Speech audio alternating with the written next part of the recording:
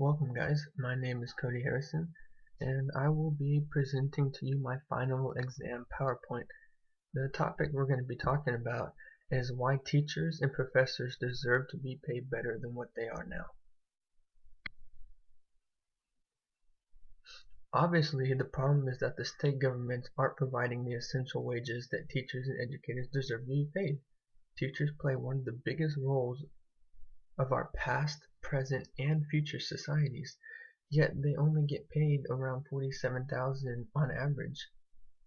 Some lower and obviously some are higher depending on what you teach and where you teach. Teachers create the masterminds, the geniuses, and the engineers of our new and growing generations.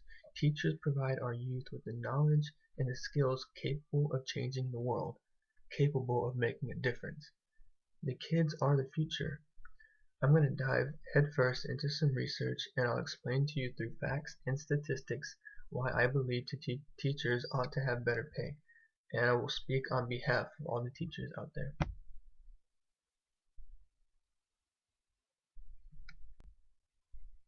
Part 1.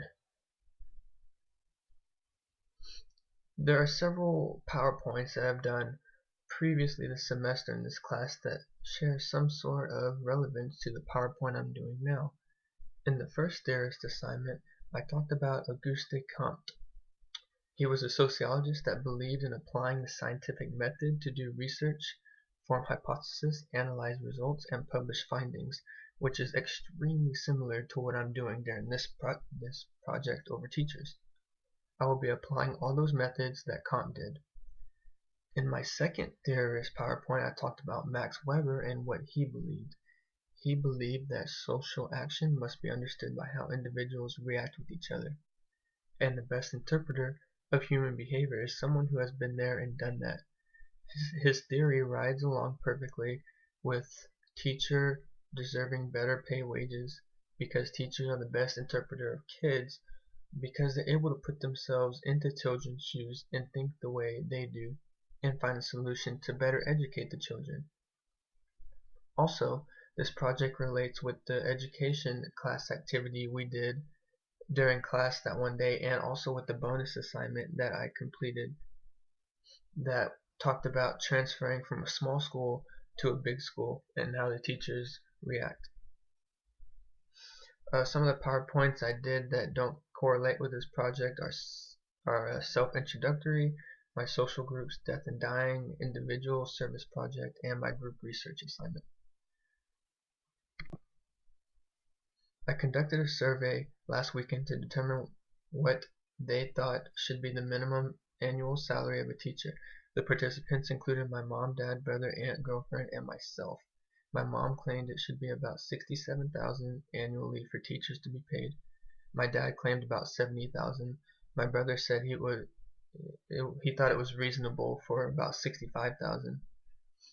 My aunt enthusiastically claimed $74,000, and my girlfriend said about $75,000. In my opinion, well, I agreed with my dad around it being about 70%. Remember, we're talking minimum wages, not highest wages. I used the mean method, and after adding all of them up and dividing by 6, I got $70,166 for an answer.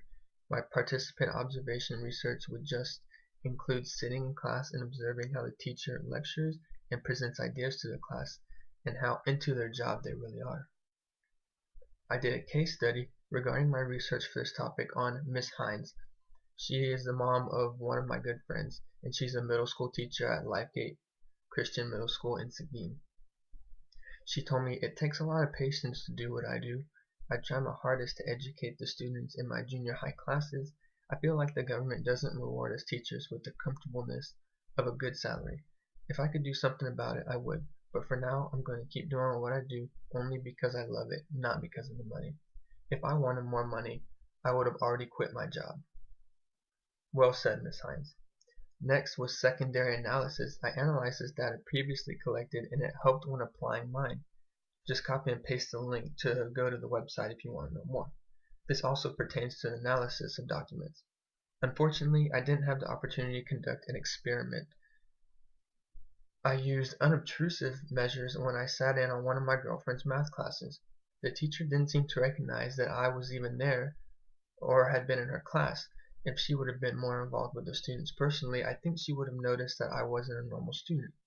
But I also observed that she was very enthusiastic and she seemed to love her class and she was very into her teaching ways, many activities.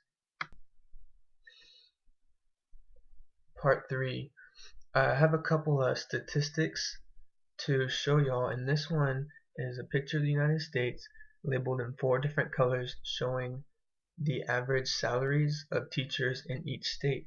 As you can see, Texas ranks in about the 3rd quartile with 46,000 to about 50,000.